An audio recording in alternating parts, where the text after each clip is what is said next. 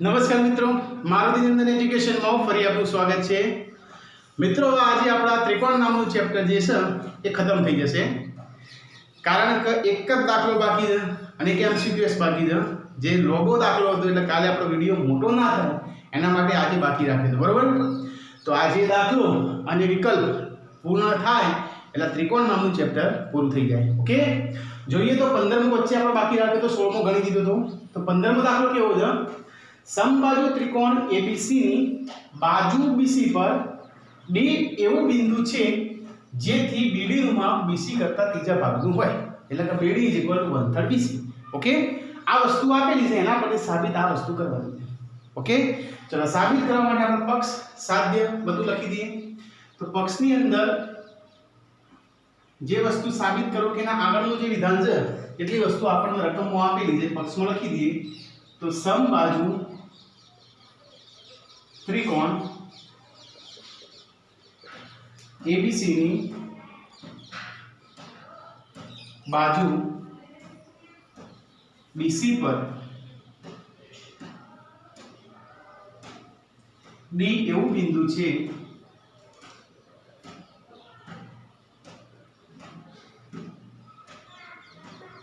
કે જેથી BD નું માપ BC करता तीजा भागનું હોય, એટલે કે 1/3 BC, રાઈટ?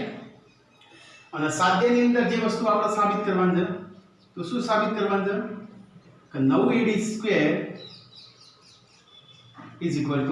7AB²। આ વસ્તુ આપણે સાબિત કરવાની। ઓકે, ચલો હવે જે પ્રમાણે વાક્ય આપેલું છે એ પ્રમાણે આપણે આકૃતિ દોરવાનો પ્રયત્ન કરીએ। तो શું કીધું? સૌથી પહેલા સમબાજુ ત્રિકોણ ABC એટલે ABC ત્રિકોણ દોરવાનો,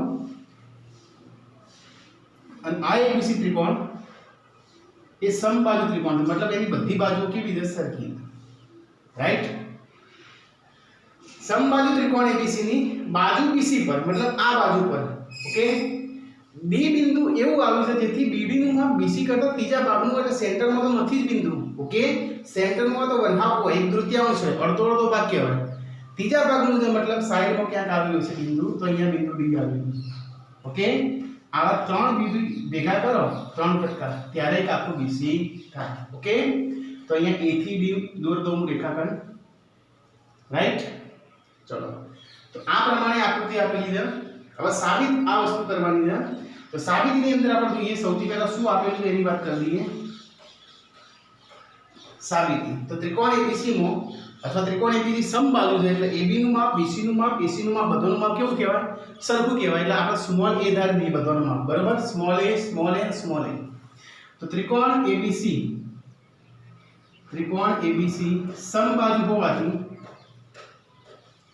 સમબાજુ હોવાથી AB BC અને AC આ બધાના માપ આપણે સ્મોલ a ધારી દીધા, રાઈટ? ચલો હવે એક ક્રિયા કરું, કઈ? એમાંથી રેખાખંડ BC પર કોઈ વેધ દોરું, બરાબર? વેધ એટલે સામેની બાજુને 90 નો ખૂણો બનાવો, અને સમબાજુમાં જે વેધ હોય એ મધ્યગા તરીકે વર્તન કરે, મધ્યગા હોય એ વેધ તરીકે વર્તન કરે, આવું આપણે કીધું હતું સ્પેશિયલ સમબાજુની અંદર છે, બરાબર? તો આ મેં રચના કરી વધારાની, એ વાત આપણે લખી દઈએ કે ધારો કે समबाजु त्रिकोण ABC में AM वेध છે, રેખાખંડ AM વેધ છે, બરાબર? હવે AM વેધ હોય તો સામેની બાજુને 90 નો ખૂણો બનાવો, પણ સમબાજુ ત્રિકોણ છે એટલે વેધ એ મધ્યગા કહેવાય। ઓકે, તો સાથે સાથે લખી દઈએ કે AM મધ્યગા પણ થાય। સમબાજુ ત્રિકોણ છે ને એટલે AM મધ્યગા પણ થાય। મધ્યગાનો મતલબ શું? મધ્યમાં ઘા કરે, મધ્યમાં ઘા કરે એટલે બે કટકા સરખા કરી દે। કયા બે કટકા? B થી M નો અને M થી C નો, બંનેના માપ કેવા થાય? ઇક્વલ થાય, સરખા થાય। એટલે કે BM નું માપ કેવું થશે? BM નું માપ ગણો કે MC નું માપ ગણો, એ આખા કરતા અડધું થશે, કમ્પ્લીટ, એટલે 1/3 BC કહેવાય। BM નું માપ કેવું કહેવાય? 1/3 BC, BC કરતા કમ્પ્લીટ અડધું, બરાબર છે? BC કરતા અડધું, એને ગણિતમાં આવી ના લખાય, 1/3 BC। ઓકે, BM નું માપ કેવું તો BM નું માપ આખા BC કરતા અડધું સેન્ટરમાં પોઈન્ટ આવી જાય એટલે 1/2 BC તમે આ બાજુ MC નું માપ પણ લખી શકો BM નું માપ ને MC નું માપ બંનેનો સરખો થાય મારે BM ની જરૂર છે એટલે મેં BM લખ્યું BM = 1/2 BC બરાબર તો આ રીતે પણ લખાય BC ની જગ્યાએ BM = 1/2 BC તો BC ની જગ્યાએ તમે સ્મોલ a વાપરી શકો ઓકે સમીકરણ 1 આપી દીધું એક કિંમત લાય આપણે કોની BM એમ કરીને મારા BM ની અને BD ની આ બધોની કિંમત લાવવાની એમાં BD ની તો ઓલરેડી આપેલી છે BD ની કિંમત આપી છે ચલો એ લખી દઈએ બીજા નંબરની અહીં BD નું માપ કેટલું છે તો BD નું માપ આપેલું છે 1/3 BC રાઈટ મારા બધા કટકા લાવવાનું એક BM નંબર 1 એક BD નંબર 2 એક DM નંબર 3 આ ત્રણ કટકા મારે લાવવાના એમાં એક મિલાઈ દીધું BM હવે બીજો કટકો BD એ તો ઓલરેડી આપેલો છે લાવવાની જરૂર નથી BD નું માપ કેટલું 1/3 BC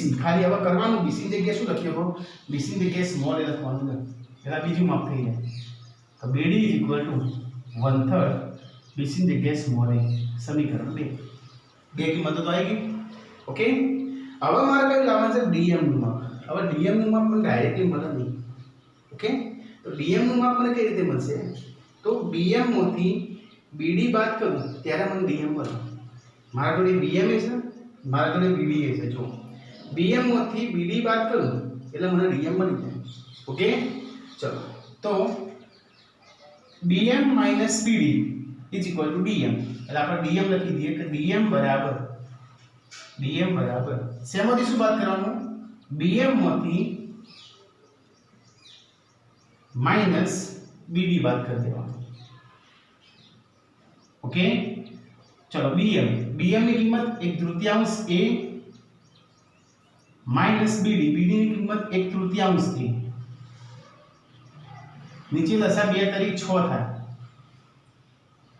આ તગડો અહીંયા ગુણાય બગડો અહીંયા ગુણાય 3 એકા 3 અને a એટલે કે 3 માઈનસ 2 એકા 2 અને a એટલે 2 ત્રણેય માંથી 2 જાય એટલે 1 a બાકી રહે તો DM નું માપ ઉપર એકલો a બાકી રહે અને નીચે 6 ઓકે સમીકરણ ત્રણે ત્રણ વેલ્યુ લાવી દીધી આપણે BM BD તો ઓલરેડી આપેલું છે અને BM ઓકે BM બાકી છે હવે કરવાનું શું આપણે તો ત્રિકોણ AMP આ ત્રિકોણ દેખાય છે કાટકોણ ત્રિકોણ ઓકે એમાં પાયથાગોરસ વાપરો ઓકે અને પછી શું આવે છે આપણે જોઈએ AM ની કિંમત આવશે એ આપણે જરૂર પડશે ચલો આટલાથી ખબર પડી ગઈ શું કર્યું આપણે ત્રિકોણ ABC દોર્યો અને એમાંથી ત્રણ કટકા એક આ કટકો ને કાળો આખો કટકો એ ત્રણની વેલ્યુ લાવી દીધી આ ભાગની અંદર એવું જ કર્યું આપણે હવે આ ભાગમાં શું કરીએ આપણે જોઈએ તો ત્રિકોણ AMB નો પાયથાગોરસ વાપરો ત્રિકોણ AMB માં પાયથાગોરસનું સૂત્ર વાપરો તો સૂત્ર કેવું થાય ત્રોસી લીટીનો વર્ગ તો એ ત્રિકોણની અંદર ત્રોસી લીટી થાય AB એટલે AB નો વર્ગ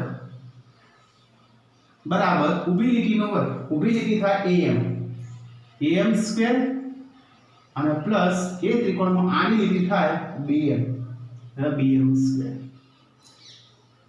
રાઈટ ચલો AB તો AB ની જગ્યાએ આપણે શું લખીએ કે A સમબાજુ એટલે આ ત્રણે ત્રણ ઘટકોની જગ્યાએ આપણે સ્મોલ a લખીએ છીએ બરોબર તો AB સ્ક્વેર મતલબ A સ્ક્વેર બરાબર AM ની વેલ્યુ બિલકુલ નહીં આપી એટલે AM સ્ક્વેર એમના એમ જ્યારે BM ની વેલ્યુ આપણે લાવી દીધી BM ની કિંમત કેટલી લાયા 1/3 a તો 1/3 a અને વર્ગ છે એટલે એના ઉપર વર્ગ રાઈટ ચલો સોલ્યુશન કરીએ સાદું રૂપ આપી તો a સ્ક્વેર બરાબર am સ્ક્વેર પ્લસ ઉપર a નો વર્ગ જ્યારે નીચે 2 નો વર્ગ કેટલો થાય 4 કમ્પ્લીટ આ a નો વર્ગ બાય 4 જે છે પ્લસ બરાબર ની આ સાઈડ લઈ દો એટલે કેવું થાય માઈનસ તો આ a સ્ક્વેર m ના m આ પ્લસ આ સાઈડ આવે તો માઈનસ a સ્ક્વેર બાય 4 અને બરાબર આ બાજુ am સ્ક્વેર ઓકે 4 રસા લઈએ તો 4 અહીંયા ગુણાય તો 4a સ્ક્વેર એવું થાય 4a square minus a square m ના m બરાબર am સ્ક્વેર રાઈટ આ 4 અહીંયા ગુણાય પણ અહીંયા ના ગુણાય એના નીચે 4 હોય જેના નીચે હોય કણ ના ગુણાય આના નીચે 4 નથી તો આ 4 એકણ ગુણાય 4 એના વર્ગમાંથી 1 એનો વર્ગ બાદ કરો એટલે 3a²/4 આવશે જવાબ 4 માંથી 1 બાદ કરો એટલે 3a²/4 બરાબર am². ઓકે, સમીકરણ નંબર 4. ઓકે, આ am² ની કિંમત આપણે આવી ગઈ આ ભાગ કરતા બરાબર. હવે આપણે આ ત્રિકોણમાં પાયથાગોરસ વાપરી દો. હવે આ નેના ત્રિકોણમાં પાયથાગોરસ વાપરી આ જે પ્રશ્નાચિહ્ન કરો ને એ amd માં પાયથાગોરસ વાપરો. ઓકે, કારણ આપણા જવાબમાં જુઓ AD લાવવાનું છે. શું લાવવાનું છે? AD. અને AD ચોકણ છે કયા ત્રિકોણમાં છે તમે જોઈને જુઓ. કોમો છે AD નથી. તમારી થાય આડી વાપરે પણ આ કાટકોણ નથી. ADB એમાં પાયથાગોરસ ના વપરાય કારણ કે કાટકોણ નથી. ઓકે, આ બાજુ AD નથી તો વધુ કોઈ વારો છે AMD. ઓકે, એમાં કાટકોણ છે તો ત્રિકોણ AMD માં ફરીથી પાયથાગોરસ વાપરો. ઓકે, ત્રિકોણ AMD માં પાયથાગોરસનું સૂત્ર વાપરીએ. જેમ એના કરતા મોટા ત્રિકોણ વાપરી દઉં AMB માં વાપરી દઉં બોલો AMB માં વાપરી દઉં બરોબર AMB. તો એના પરથી આપણે AM ની કિંમત મળી ગઈ. હવે એ કિંમત આપણને સપોર્ટ કરશે AMD માટે. તો AMD માં પાયથાગોરસ વાપરીએ તો ક્રોસલિટી કઈ થાય તો AD. જો આ ક્રોસલિટી આ આડી લીટી અને આ ઊભી લીટી તો AD² ક્રોસલિટી નો વર્ગ મતલબ AD² ઊભી લીટીનો વર્ગ. ઊભી લીટી કઈ છે AM જે આપણને કિંમત આવી ગઈ AM² plus DM². Okay, DM². On solution કરો એટલે તમારે આ ઓટોમેટિક થઈ જશે. ચલો જોઈએ AD². AD તો જવાબ લાવવાનો એટલે AD m9 AD² AM². તો AM² ની આખાની કિંમત 3a²/4 છે. સમીકરણ 4 પરથી મૂકી દેવાની. AM² તો AM² ની જગ્યાએ 3a²/4 પ્લસ DM². તો DM ની કિંમત સમીકરણ 3 પરથી મૂકવાની. DM² એટલે a/6 એનો સ્ક્વેર a/6 એનો સ્ક્વેર રાઈટ. ચલો આ 3a²/4 એમના એમ 3a²/4 જ્યારે અહીંયા a² ભાગ્યા 6 નો વર્ગ 36 36 ને 4 નો લસા કેટલો થાય 36 થાય બરોબર. ચલો આ આકૃતિ હું પૂછી દઉં.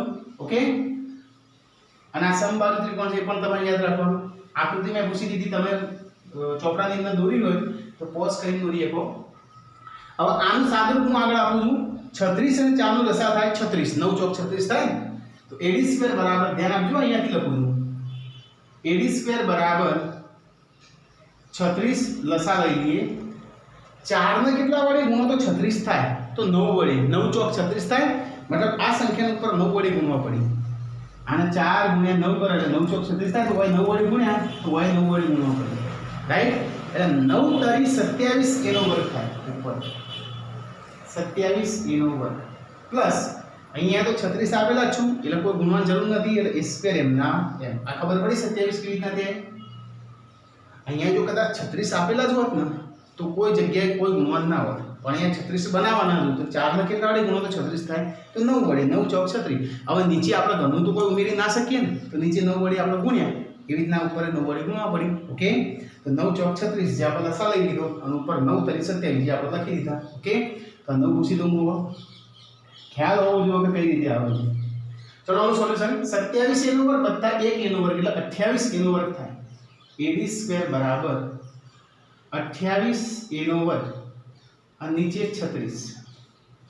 હવે 28 તો 36 માં પણ ઉડતું હોય તો બોલો તો 9 ચોક 36 અને 7 ચોક 28 રાઈટ. એમાં 4 4 ઉડી જાય. ઓકે, તો આ 9 અહીંયા લાવી દો ગુણાકારમાં તો શું થાય 9 AD² થાય 9 AD² 9 AD² બરાબર અહીંયા કેટલા વધ્યા 7 અને સ્મોલ a² 7 અને સ્મોલ a². હવે સ્મોલ a ની જગ્યાએ અહીંયા લખી દઉં AB BC અને AC આ બધાની જગ્યાએ સ્મોલ a લખીએ ખાય તો a ની જગ્યાએ આપણે જે માંગ્યું છે એ લખી દઈએ AB.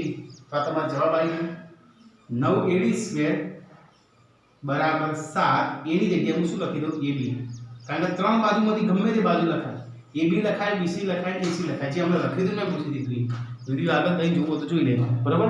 સમ બાજુ એટલે બધી બાજુ સરખી AB BC ને AC એને બધો માટે આપણે સ્મોલ એ ધાર્યો હતો ને, તો સ્મોલ એ જગ્યાએ મેં જે માંગ્યું છે એ લખી દો. હવે બીસી માંગ્યું તો બીસી લખી દો, એસી માંગ્યું તો એસી લખી દો, એબી માંગ્યું તો એબી લખી દીધો. ઓકે, તો જોઈ લો એક વખત દાખલો. તો આ દાખલા તમારા ત્રિકોણના ખતમ થઈ ગયા. હવે એક નાનો MCQS બાકી છે, એ પણ આપણે લઈ લઈએ. એક વખત નજર ફેરવી દો તો અહીંયા.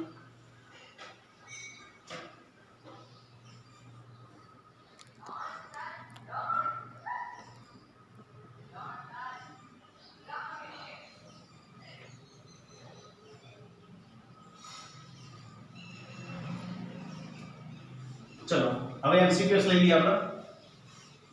એટલે આ ચેપ્ટરની પૂર્ણાહુતિ થઈ જાય કમ્પ્લીટ. ઘણા દિવસથી ચાલુ છે આ ચેપ્ટર ત્રિકોણ. કાલથી આપણે કોઈ નવું ચેપ્ટર સ્ટાર્ટ કરી દઈશું ગણિતની અંદર, બરોબર. હવે એની સાથે એક MCQS આપેલો, એ MCQS પણ આપણે ગણી લઈએ કે ત્રિકોણ ABC નું 17મા નંબરનું MCQS આપેલું. ત્રિકોણ ABC માં AB ની કિંમત આપી 6 વર્ગમૂળમાં 3. 6 વર્ગમૂળમાં 3 સેન્ટીમીટર. AC ની કિંમત આપી 12 સેન્ટીમીટર.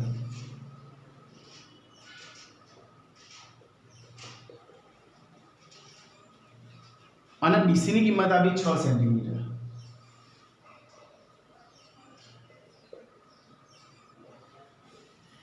હોય તો ખૂણો B કેટલાનો હોય તો ખૂણો B બરાબર ખાલી જગ્યા B ની વેલ્યુ કેટલી. હવે કોઈ પણ ખૂણાની વેલ્યુ શોધવી છે, ચાહે કાટકોણ હોય, લઘુકોણ હોય, ગુરુકોણ હોય, તો આપણે પ્રાથમિક વસ્તુ એ શીખવાડી કે 3 ઘટકો જે આપેલા હોય એમાં સૌથી મોટી બાજુનો વર્ગ કરવાનો, બાકીની 2 બાજુના વર્ગોનો સરવાળો કરવાનો. ઓકે, સૌથી મોટી બાજુ કઈ દેખાય? આ સૌથી મોટી બાજુ છે, આ સૌથી મોટી બાજુ છે, આ રહી છે. વિચારજો, આનો કદાચ 6 નો વર્ગ કરીને 36 થાય, અને આ 3 આખા 36 ગુણ્યા 3 108 જેવું થાય. જ્યારે હવે 12 નો 144 એટલે મોટી બાજુ કહેવાય. ઓકે, સૌથી મોટી બાજુ થાય AC. તો અહીં સૌથી મોટી બાજુ એટલે કે AC નો વર્ગ બરાબર 12 નો વર્ગ, અને 12 ગુણ્યા 12 એટલે 144 થાય. સમીકરણ 1. હવે જો બાકીની 2 બાજુના વર્ગોનો સરવાળો પણ 144 થાય તો કાટકોણ કહેવાય, ના થાય તો નહીં કહેવાય. બરોબર. અને કાટકોણ હોય તો ખૂણો B 90 નો આવશે. તો બાકીની 2 બાજુ પહેલા ચકાસી લઈએ. તો હવે બાકીની 2 બાજુ કઈ? AB નો વર્ગ પ્લસ BC નો વર્ગ બરાબર AB નો વર્ગ એટલે 6 વર્ગમૂળમાં 3 એનો વર્ગ અને વત્તા 6 નો વર્ગ. ઓકે, 6 નો વર્ગ કેટલો થાય? અહીંયા 6 નો વર્ગ થાય 36 અને ગુણ્યા વર્ગમૂળ 3 એટલે વર્ગ અને વર્ગમૂળ ઉડી જાય એટલે 3. 36 ગુણ્યા 3 કોનો વર્ગ થાય? મોનો વર્ગ થાય. 6 નો વર્ગ આખા એટલે 36 અને આ અડધા એટલે વર્ગમૂળમાં વર્ગ ઉડી જાય એટલે 3 અને પ્લસ 6 નો વર્ગ 36. 36 ગુણ્યા 3 6 તરી 18 નો આંકડો વધી 1 3 તરી 9 ને 1 10 108 અને પ્લસ 36. 108 ને 36 36 ને 8 40 ને 44 એટલે 144. આ બેનો જવાબ 144 આવે, બેનો ટોટલ. બરોબર. અને આ 144 આવે, મતલબ બંને કેવા આયા? સરખા. સરખા એનો મતલબ શું થયો? આ ત્રિકોણ કાટકોણ હોવું જોઈએ, બરોબર. અને આ AC તો વધ્યો કયો? જે એકલો ઘટક હોય, બરોબર. અહીંયા જો આ 2 ઘટકો, અહીંયા જે એકલો ઘટક હોય એના સિવાયનું જે બિંદુ હોય કાટકોણ કહેવાય. તો AC તો વધ્યું કયું? B. B બિંદુ તમારા 90 નો હશે, બાકી AC ગમે તે જગ્યાએ લખી દો. આજે AC નું માપ તમારે કેટલું? 12. AB નું માપ તમારે 6 વર્ગમૂળમાં 3 અને BC નું માપ તમારે 6. એટલે ખૂણો B કેટલાનો હતો એ આપણો પ્રશ્ન હતો. તો ખૂણો B થાય 90 નો. આ તમારો જવાબ. ઓકે, તો આ ટાઈપના દાખલા પણ આપણો પરીક્ષાની અંદર આવી શકે. કાટકોણ સહખંડીય ચકાસણી સિવાય ખૂણા કેટલાના શું એ પણ આવી શકે. બરોબર. તો આજે ત્રિકોણની અંદર આપણે આ ચેપ્ટર ખતમ કર્યું. કાલથી આપણે નવો કોઈ ચેપ્ટર સ્ટાર્ટ કરી દઈશું. બરોબર. આટલા સુધી રાખી લો.